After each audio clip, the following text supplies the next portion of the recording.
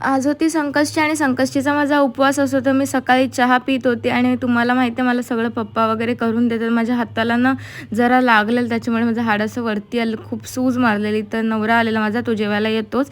बर्फ वगैरे लावत होता आणि आजी सांगत होती माझ्या इथे त्याला कंप्लेंट, ती पण सांगत नाही मला काहीच नाही. ती सगळं सांगत असते आणि इथे आमचा पेंटर चाललेला आणि उद्या आम्ही ना कुठेतरी बाहेर चाललोय. उद्याच्या ब्लॉगमध्ये म्हणजे परवाच्या ब्लॉगमध्ये तुम्हाला समजेल कुठे चाललो ते आणि उद्याची जरा प्लॅनिंग असेल. आम्ही खूप दिवस आमचं चाललेलं की जाऊ आमच्याकडची सगळी इकडची. तर फायनली आमचं ते प्लॅन सक्सेसफुल झाला आणि आम्ही चाललोत परवा.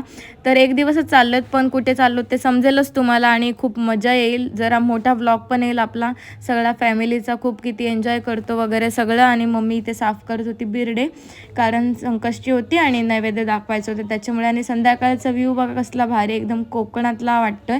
आणि मी टॉमॅटो आणि कॉफी पावडर घेऊन असा फेसवरती लावत होती सगळं, कारण चांगला जायचं असलं ना कुठे की मग असं काय ना काय लावत असते, कारण फेस जर आपला चांगला ग्लोईंग दिसण्यासाठी. तर असा होता माझा आजचा दिवस. कसा वाटला सांगा.